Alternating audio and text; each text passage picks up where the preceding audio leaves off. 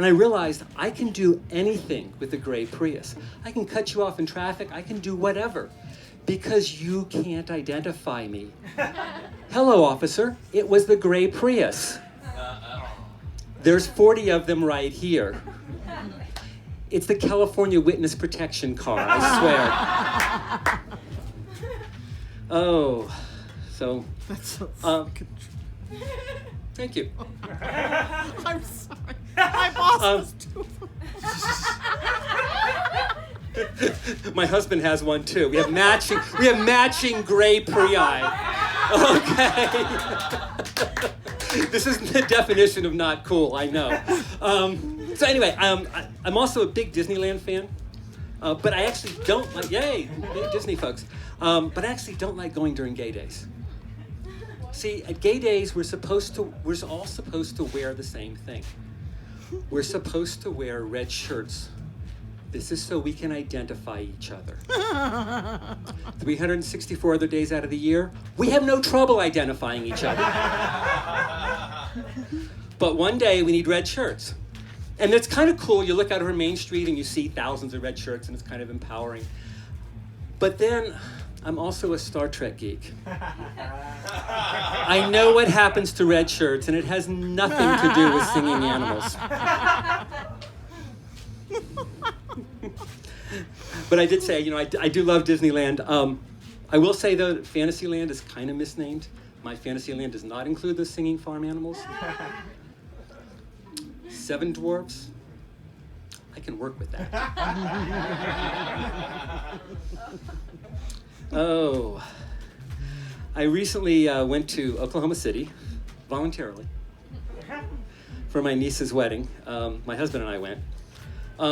The DJ does this little thing at weddings now. I don't know if you guys have seen this, where he's asked married couples to come out on the dance floor, so we came out to the dance floor.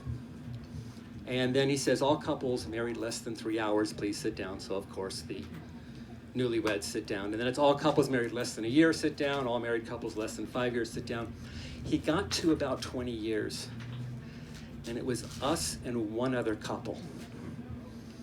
And I think he was nervous. Because then he said, all couples with 2 penises in a relationship, please sit down. What he didn't know was the other couple had a trans. Oklahoma City is weird. The airport there, the streets are named Will Rogers Way, Amelia Earhart Street, and I forgot what the third one was. Anyway, they're all named after people who died in airplane accidents. This is true. Look it up. So yeah, my husband and I, we've been together a long time. We've been together for 27 years. Actually, 28. Sorry, don't kill me if you were here. It's on the recording. That's 56 in straight years we figured out. If there are any other gay folks out there, that's as long as Cher has been doing farewell tours. In that time, we've done a lot of things.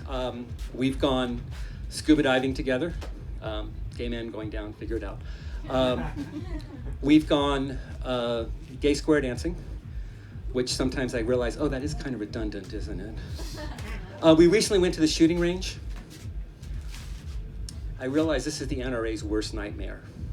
# gays with guns. Do that little Charlie's Angels pose, Yeah.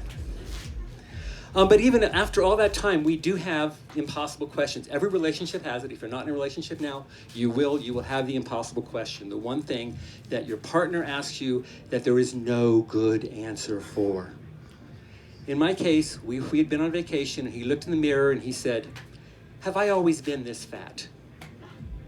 Have I always been this fat?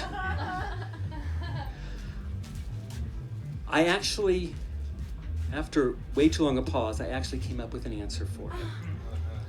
And I said, you're just the right size for me, dear. For the next 6 nights, he dressed like each of the village people for me. But we still have a disconnect once in a while. The other day, I said, honey, climbing into bed, and I said, honey, I took a Viagra. He said, honey, I took an Ambien.